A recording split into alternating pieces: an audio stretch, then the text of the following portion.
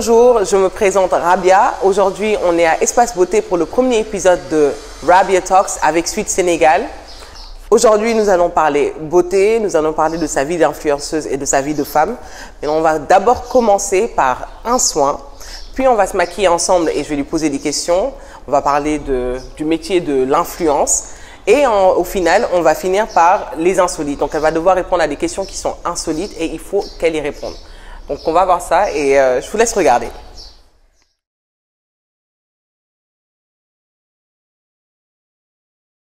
C'est comme ça, tu prends des inserts.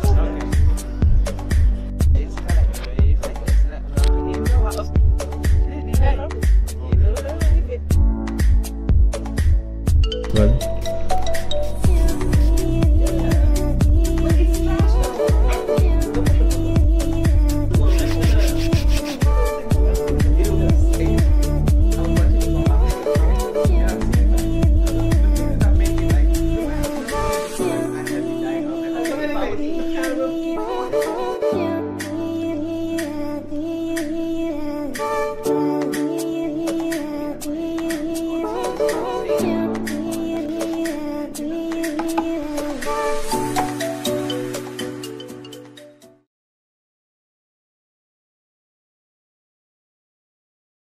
Ok. Bon, là, on va commencer le maquillage. Ah ouais, toi, tu commences par quoi? Bon, d'habitude, je commence avec mon fond de teint. Toi, tu commences avec quoi? Mes sourcils. Ah ouais? Ouais. Tu vas arrêter jusqu'à quand? Non, mais... non, je suis obligée de commencer par mes sourcils parce que c'est comme ça que je... Tu fais ton en fait, je maquillage. construis mon visage après, Avant, mais... je faisais ça, mais maintenant, j'ai pas... Mais parce que toi, t'as les sourcils, moi, j'en ai pas. Ouais, c'est vrai, toi, il faut que tu rêves. Mais bon. Moi, je veux savoir, en fait, comment ça t'est venu l'idée de commencer Suite Sénégal. En fait, après l'université, comme tu sais, j'ai fait toutes mes études aux États-Unis. Après l'université, je suis venue au Sénégal pour tenter dans la mode et tout ça. Parce que j'aimais tout ce qui était fashion mode et tout ça. Du coup, quand je suis venue faire un stage, j'ai vécu ici 2 ans, je pense. J'avais une page d'Instagram personnelle et je mettais toujours hashtag. Tu vois, quand tu fais des hashtags sur Instagram, tu vois, j'avais toujours un hashtag Suite Sénégal sur les photos que je prenais du Sénégal. Après, une amie m'a dit, mais pourquoi tu commences pas un blog? Du coup, avant, j'étais une fille très timide. Okay. Donc, tout ce qui est photo, caméra, j'étais genre, non, c'est pas moi, quoi. Donc, j'avais commencé un blog, comment on dit, une site ou un site? Un site d'internet. Du coup, je partageais le travail d'autres Sénégalais, comme les artistes ou les endroits où partir, parce que j'aimais pas être trop en avant. Du coup, c'est ça que nous on a commencé. Après, c'est devenu une page YouTube. Je sais même pas comment je suis partie de l'autre côté. Yeah. Ouais. Je pense que après 2 ans, je suis rentrée aux États-Unis. J'avais pas de boulot. J'avais un téléphone, j'avais pas d'argent, donc j'ai commencé à filmer. C'est comment ça a commencé même. C'est un peu comment tous les influenceurs commencent. Je te jure. Moi, les Rabia, oui. J'espère que ça va aller. Moi, je trouve que c'est joli. Okay. Je trouve que tu n'as pas un sous-ton vraiment orange. J'ai un sous-ton quoi? Aujourd'hui, je vais apprendre parce que c'est toi la maquilleuse. Genre un sous-ton qui est froid. Donc, si c'est froid, je dois prendre quoi? Donc, il faut que tu prennes peut-être un fond de teint qui va être plus avec un sous-ton golden. Golden? Ou neutre. Neutre. Actually, non, you're olive. Et toi, là, tu me Tu es olive, tu es comme le sous-ton de Jackie Aina. Ok, donc maintenant, je vais chercher fond de teint. Regarde bien regarde ta main et regarde tes veines. Tes veines sont vertes, non? Oui. Exact, et t'es olive. Ok, maintenant, je comprends. Tchoum, c'est ma maquilleuse internationale. Non, t'es olive. Par contre, ce qui est bien avec un fond de teint qui est orange, surtout quand tu as ta teinte, parce que celle-là, c'est ta teinte. Ce qui est bien, c'est que tu as... Quand tu vas mettre ton concealer, en fait, tu auras l'effet bronzé. Ah, je vois. So that's nice. You won't have to contour. Tu n'auras pas besoin de faire ton contouring. I think that's pretty. Mais c'est jusqu'à quand? C'est facile. C'est très... Non. Ma chérie, tu sais que dans 10 minutes, moi, j'ai fini mon maquillage. Ok. Donc, je t'attends. Ah, parce que toi, tu as fini là?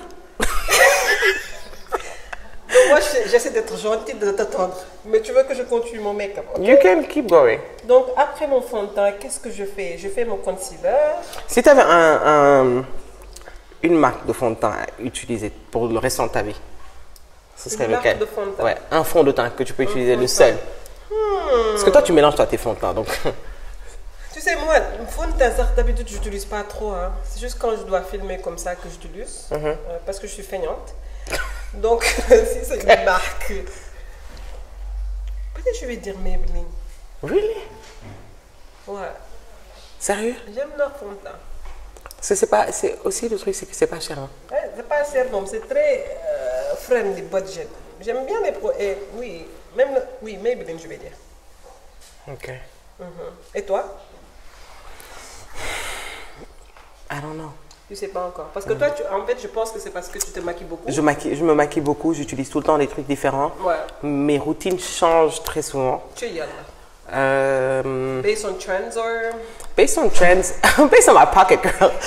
Ça dépend de combien j'ai. I like a pragmatic queen. Ça dépend vraiment du budget que j'ai. Parce que tu sais, avant, je faisais la même chose. Avant, j'achetais des fonds de teint à 30 000, 40 000, ces genres de choses. Mais comme je dis, depuis que j'ai trouvé le Maybelline qui coûte même pas 10 000.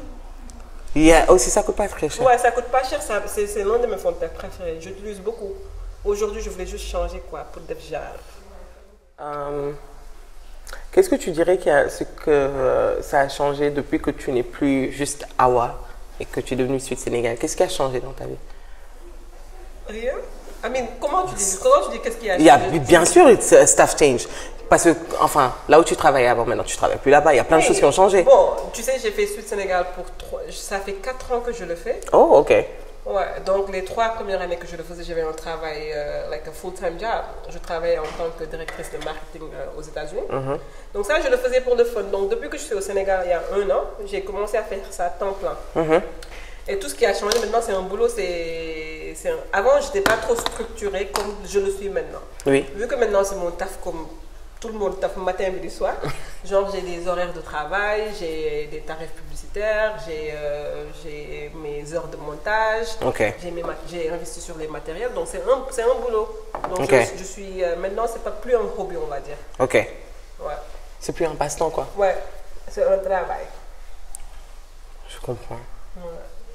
Donc, c'est la seule chose qui a changé depuis que j'ai commencé. Et aussi, je pense que mes contenus ont un peu changé parce que ce que je faisais peut-être il y a 2 ans, je ne le fais plus maintenant. Ok. Voilà. Parce que avant, c'était plus quand tu sortais, c'était pas beauty as much. En fait, moi, le goal de Sweet Sénégal, c'était juste de montrer le Sénégal. Donc, Ok. comme je te dis, quand je suis rentrée aux États-Unis, j'étais plus au Sénégal, donc je pouvais plus prendre de photos. Donc je me suis dit pourquoi pas montrer ma vie en tant que Sénégalaise. Donc au début c'était plutôt des vlogs, montrer ma famille, faire des vidéos de maquillage, même si je ne savais pas me maquiller. Mais je pense que les gens me regardaient à cause de ma personnalité. Donc au début dans le forêt, franchement, c'était pas juste oui c'est ça qu'on veut voir, après you make it happen, tu vois. Même si tu penses que parfois la vidéo va pas, tu veux faire. Si tu veux faire beauté, lifestyle ou tu vas comme toi faire le make-up only, tu vois ce que je veux dire? Yeah. Il faut un peu définir et avoir une brand. C'est ça que brand. You look at yourself as a brand. Tu regardes. That's your brand. Oui, tu regardes. Tu te regardes sur ma page, ils veulent rigoler. Mais à la fois aussi, je parle des choses sérieuses. Mais je le parle Est-ce que tu as eu le courage de quitter comme ça ton travail on your craft sur cette vie d'influenceuse, juste être influenceuse à temps plein? Toi, comment on peut dire, tu spend, comment dire spend en français? Par contre, j'ai mis beaucoup d'argent à côté pour que si j'arrête, je peux qu'on évolue au Sénégal aussi, ça a un peu aidé avec le C'était prévu? Hein? C'était prévu? Sénégal, c'était prévu pour 2 mois. Je ne fais plus juste le bakes baking. plus. Oui, enfin si, je bake, mais j'utilise 2. Parce qu'en fait, j'utilise les 2 poudres. Donc la InStyle poudre libre de Top Face, c'est la mat.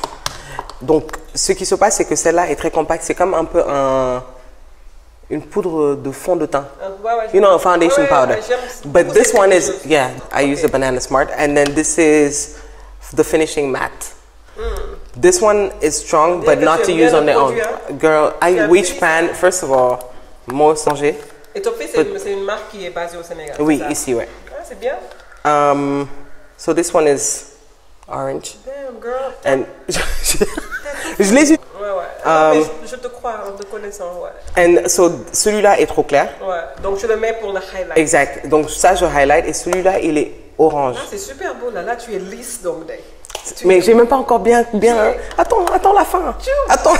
Ah, là, ton produit phare de cette année. Quel produit, quel brand de maquillage ou produit de maquillage tu as tellement utilisé, tu te dis waouh. Les poudres de Too Faced. C'est ce que j'utilise tout le temps. C'est quand même bien. I ran through 3 of these. Vu qu'ils sont basés au Sénégal, ça veut dire que tu peux l'acheter. Parce que moi, tous mes produits, je le prends de l'autre côté et je le ramène ici. Mais le truc, c'est quoi? C'est que il y a... Donc, tu vas sur le site. Tu commandes, on te livre. Ils ont plein de points de vente. Tu peux aller en pharmacie, c'est le produit avant de l'acheter. Tu vas dans la pharmacie. La dernière fois, j'étais dans une pharmacie. Tu es influenceuse alors que I'm just a wannabe. Il faut nous laisser, nous, les influenceuses, là. C'est quoi ces effets de Non. Ce que j'aime pas, c'est que tu peux pas juste disparaître. Mais tu... Yeah, you're pregnant. What's going... People were sending me messages. Tout le monde m'a envoyé des messages. Tout le monde était en train de spéculer. You can't... The assumptions. Tu peux pas juste venir et disparaître et ne plus donner de nouvelles pendant une semaine. À la fin aussi, je comprends qu'on a une communauté. Mais la première fois que je l'ai fait, je suis sortie un mois sans pour dire que j'étais bien. Sauf qu'après, tu as annoncé. Mais tu vois, c'est ça que je te dis. Tu peux pas juste venir disparaître. Maintenant, ce que je fais, quand j'ai envie de sortir, je dis, I'm going to disappear. I do that often. Je décide de yeah, mais je venais, je poste et je m'en vais, mais maintenant... Tu as une communauté, en fait, qui... Parce que moi, je sais que sur Instagram, qui care for you, en fait, qui t'écrit pour voir si tu vas bien. Maintenant, c'est ces personnes que j'aime, j'avertis. J'avertis pas pour juste m'avertir, quoi. Mais il y a des people who actually care, you know. Il y a des gens people que je parle avec genre chaque 2 jours, comme c'est des sœurs. C'est ça qui est fou. That's weird. Je sais, j'aime bien le... Attends, c'est ta nouvelle collection? Oui, c'est ma nouvelle collection que j'ai créée, donc n'oubliez pas de check that out. Donc j'ai créé toute une collection de lipstick, de gloss ou le rouge. Du nude aussi. Ouais. Ah oui, mais le rouge, ça te va bien. Yeah, pour moi, tu as une façon rose, sexy, tout est quoi. Ça te va bien. Ouais, merci. Moi, 2 couleurs. Yo, that's your top face. J'utilise... Non, mais honestly, concealer. Et un concealer de top face. Ok. Anyways, qui est les insolites. Donc, il va y avoir... Ça veut dire quoi insolite en français? Insolite, c'est les insolites. Quelque chose d'insolite, c'est quelque chose de unusual. Ok. Quelque chose... Non, mais t'inquiète, ça va aller. Donc, en fait, il va falloir que tu choisisses au hasard des questions et il faut que tu en répondes. Ok, ça va. C'est bon? Ok.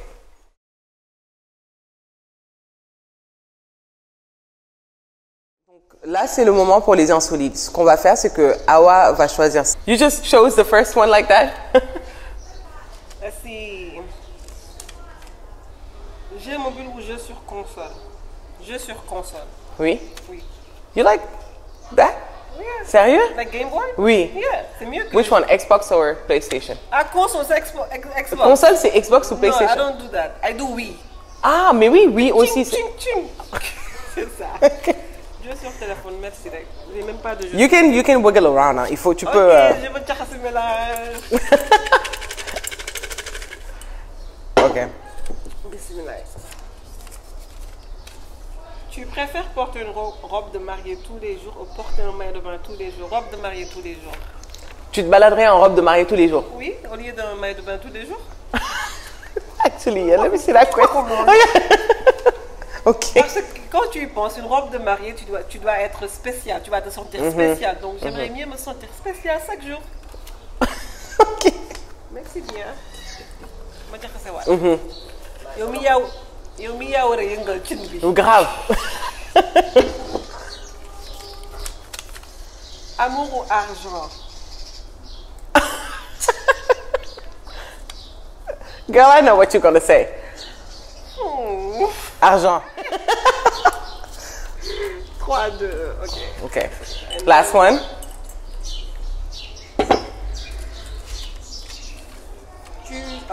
Tu préfères connaître la date exacte de ton décès ou la cause de ton décès? La date. Why? So I can live life to the fullest. La cause, tu vas savoir la cause, mais tu sais pas quand tu vas savoir arriver. Mais si la cause, par exemple, c'est un accident, tu restes chez toi? Non, mais tu vas mourir un jour, donc non, tu vas pas rester chez toi. Accident. Donc je préfère connaître la date pour mieux profiter de ma vie en fait. Ok. Ouais. Je sais que j'ai dit 5, mais on en fait un dernier pour la route. Deux derniers, ok. Ok, je vais juste prendre les 2. Donc on va faire.